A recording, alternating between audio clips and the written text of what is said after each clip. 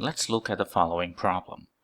For the line charge shown below, which contains a charge density of lambda coulombs per meter, find the electric potential at point P, a distance x away from the origin. So let's do this part A.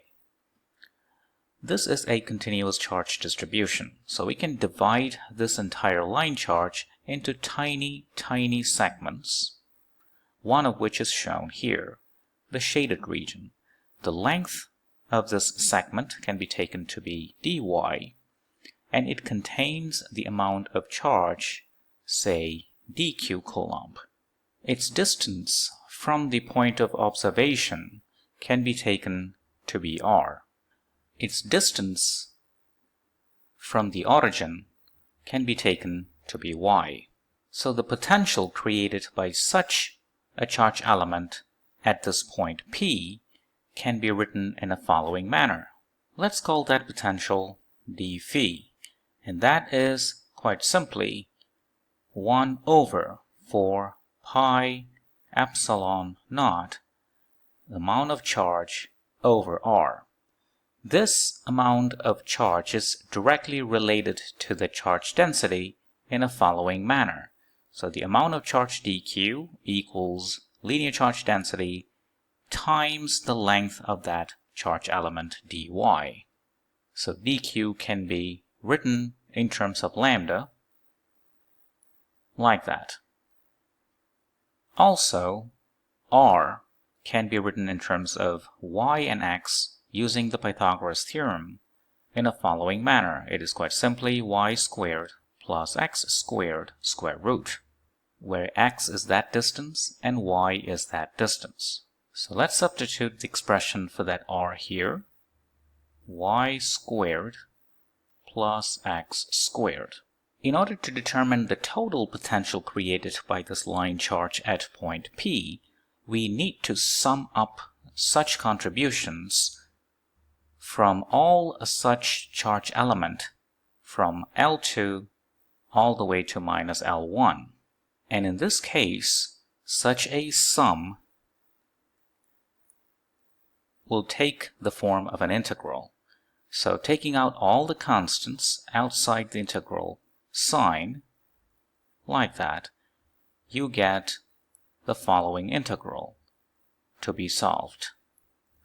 Now the limits for y, it starts from minus L1, that is the lower limit, all the way to L2, which is the upper limit for this integral. So all we have to do is to solve this integral, and that will give you the answer for part A. So how do we solve this integral? From the integral table, we have the following result. Let's assume we want to integrate the following integrand, plus a squared. So in this case, the variable is z and a is a constant. The result from the standard table is quite simply natural log of z plus square root z squared plus a squared. So in our case, z is like your y and a is like your x. So that means if you want to integrate the following integral, this becomes y squared plus x squared, like that. And the right hand side, that is your y, that's your y, and a become just the x. So we're going to use this result to evaluate that integral. So that means that integral alone will simply become natural log. Let's substitute the upper limit, which is L2,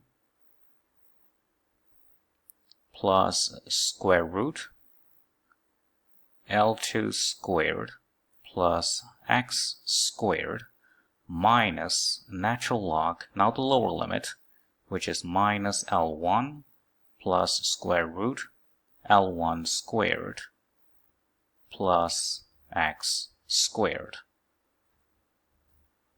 The difference of two natural logarithms can be combined into a single term in a following manner. So L2 plus square root L2 squared plus x squared over minus L1 plus square root of L1 squared plus x squared. And let's not forget the constant terms, which is lambda over 4 pi epsilon naught. So that is the answer for part A, which we have rewritten here.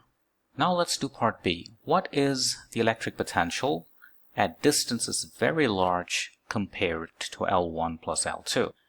You see, when x is much larger to L1 plus L2, let's see what happens to the argument of the natural logarithm. So in the numerator, x squared is much larger than that term, so that can be ignored by comparison.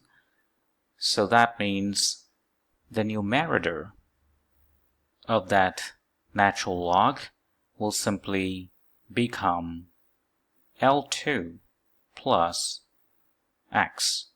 Likewise, the denominator, this one is much larger in comparison to that, it becomes minus L1 plus x. Now let's factor the x out in the numerator and in the denominator. The numerator becomes x times 1 plus L2 over x. And the denominator will become x 1 minus L1 over x. So this x will go away. Since x is much larger than L1 or L2, then these terms are very small. So in the natural logarithm expansion, if you have 1 plus b, and b is very small, this term will simply become b. And since this natural logarithm consists of two natural logarithm terms, namely the first one is 1 plus L2 over x, the second one is minus natural logarithm is 1 minus L1 over x. Using this result, the first natural log is simply L2 over x. The second one is quite simply minus L1 over x. So you get L1 plus L2 over x. So the electric potential for that limit is quite simply lambda over 4 pi epsilon naught times L1 plus L2 over x. However, lambda times L1 plus L2 is the total charge contained in this line charge, which you can take that to be capital Q, for example. So it simply becomes Q over 4 pi epsilon naught x. So this means that at distance far away from line charge, the system can be viewed as a point charge, as one would expect. So there we have it. The answer for part B is Q over 4 pi epsilon naught x, where Q is the total charge in this line charge. Now let's do part C. What about the electric potential in the limit x is much smaller than L1 plus L2, which means at points that are very close to this line charge. Again, let's look at the answer of part A and apply that limit to the results. When x is much smaller, the numerator is quite simply 2L2, because this can be neglected in comparison. What about the denominator? Well, you cannot do the same trick, because if you completely ignore this with respect to L1, then the denominator will give you minus L1 plus L1, which is 0. So we need to rewrite this term a little bit, and that becomes minus L1 plus square root. Take that L1 squared out, 1 plus x squared over L1 squared, like that. And that simply becomes power half there. Using binomial expansion, this term alone will simply become 1 plus x squared over 2L1 squared. This is true when that term is very small compared to 1. As is the case here, since x is much smaller than L1 plus L2. So let's rewrite that term, applying that binomial expansion approximation. and that simply become 1 plus x squared over 2L1 squared. Immediately you see this will cancel that, and this L1 will cancel one of the L1 there, giving you x squared over 2L1. So there we have it. The answer for part C is the potential for that limit is quite simply lambda over 4 pi epsilon naught natural log of all the stuff, which is 4 L2 L1 over x squared. And now we are ready to do the last part. Does it agree with the electric field derived using Gauss's law? For this limit, I mean. So let's rewrite the answer for part C for the electric potential, which we have just worked out. It is lambda over 4 pi epsilon naught natural log of 4 L2 L1 over x squared. Now to get the electric field, we know it can be derived from the electric potential in the following manner.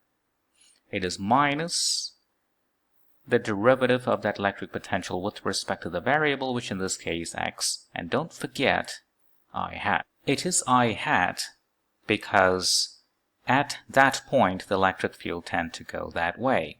So let's try to do this derivative. Minus I hat, let's put in all the constants outside the derivative sign, ddx natural log of 4 times L2 L1 over x squared. However, since natural log of 4 L2 L1 over x squared is quite simply natural log of 4 L2 L1 minus the natural log of x squared, taking the derivative of this term will simply become, since the derivative of the first term is 0, it will simply become ddx minus natural log x squared. So this minus will kill that minus, resulting in a following expression for the electric field. Lambda over 4 pi epsilon naught d dx natural log of x squared. Natural log of x squared is just 2 natural log of x. So this 2 will cancel one of the 2 from the denominator, giving you 2 in the denominator, resulting in this expression. ddx of natural log x is just 1 over x. So the final answer for the electric field is lambda over 2 pi epsilon naught x, which is the answer that you would expect from Gauss's law for an infinite line charge. Remember, for this system, when x is much smaller than L1 plus L2, we are dealing at observation points that are very close to the line charge, that the line charge can be perceived as infinitely long, thus making sense out of the result that we have just derived for the electric field. That solves the problem. Thank you for watching.